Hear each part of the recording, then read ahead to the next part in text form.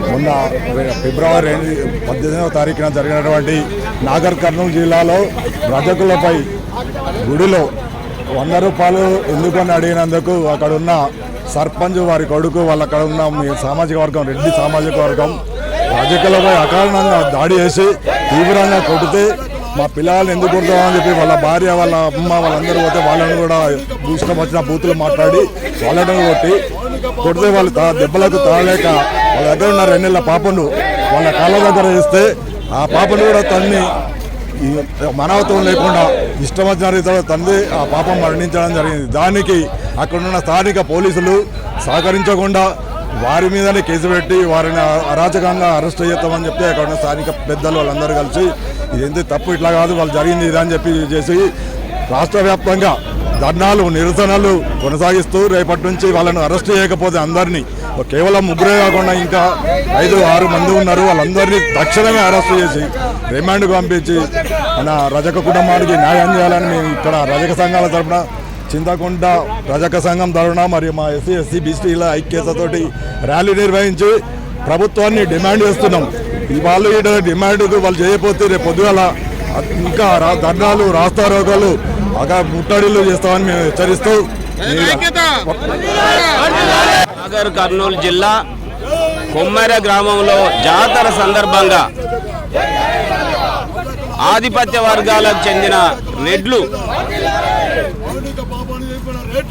సతీష్ రెడ్డి, శ్రీనివాస్ రెడ్డి, మధుకర్ రెడ్డి, అక్కడ ఇంకొక రెడ్డి, మొత్తం సుమారు 8 మంది దూరంగా రజకులపై దాడి చేసి మా వాళ్ళను కొట్టగయ్యా మా వాళ్ళను కొట్టకొని పాపం చూశాను వదిలేనంటే ఆ పాపను కింద వేస్తే కాలుతో తన్ని చంపడం జరిగింది.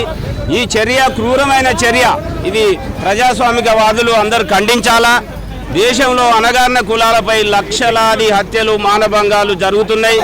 దీని మీద అణగారిన కులాలంతా ఏకమైతేనే ఈ ఆధిపత్య వర్గాల యొక్క దోపిడీ దౌర్జన్యం నిరోధించగలుగుతాం. అన్ని ఎన్నికలలో మన ఓట్లు దొబ్బుకొని కోట్ల రూపాయలు సొమ్ము చేసుకొని మన వర్గాలపై మానభంగాలు దౌర్జన్యాలు హత్యలు చేస్తూ ఉన్నారు. ఇది తీవ్రమైన మనం ఇవాళ ప్రమాదంలో ఉన్నవి. దేశంలో ఒక్క రాజకీయ పార్టీ కూడా, ఒక బీజేపీ రాడు, ఒక కాంగ్రెస్ రాడు, ఒక టీఆర్ఎస్ రాడు.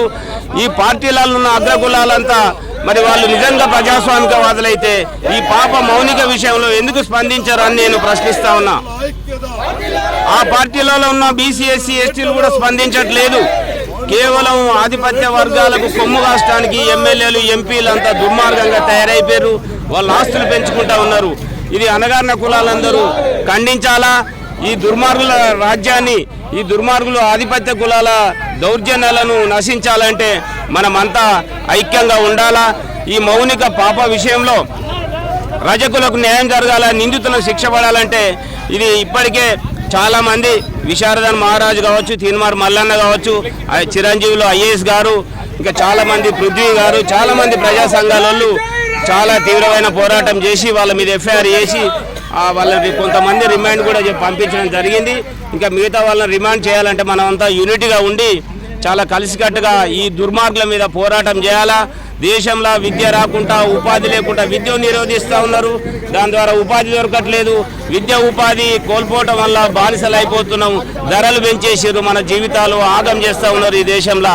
కాబట్టి అణగారిన వర్గాలంతా ఒక చాక లైలమ్మ బాటల, ఒక అంబేద్కర్ బాటల మనం నడుచుకొని ఈ సామాజిక వర్గాలను మన పిల్లల భవిష్యత్తు అంతా తీర్చిదిద్దుకోవాలని కోరుతూ మనమంతా ఐక్యంగా ఉండాలి. ఇలా దుర్మార్గ చర్యలను మనము నిరోధించడానికి మనం అందరం ఎల్లవెల్ల ఐక్యంగా ఉండాలి. ఏ రాత్రి అయినా మనం అందరం ముందుకు రావాలని కోరుతున్నాను.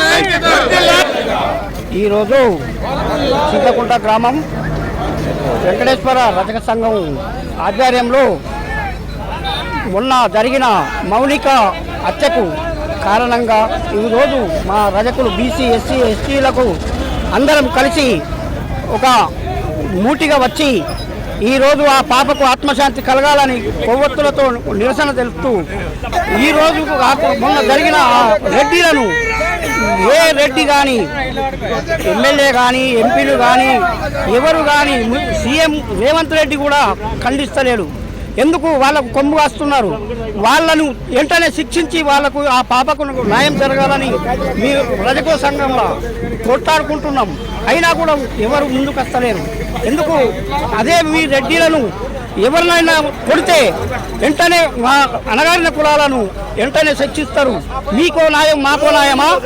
ఇది మీకు మాకు దమ్ము లేదనుకుంటున్నారా? మా లీడర్లు జిల్లా కార్యదర్శిగా సిపిఎస్ఐ పార్టీ డిమాండ్ చేస్తుంది.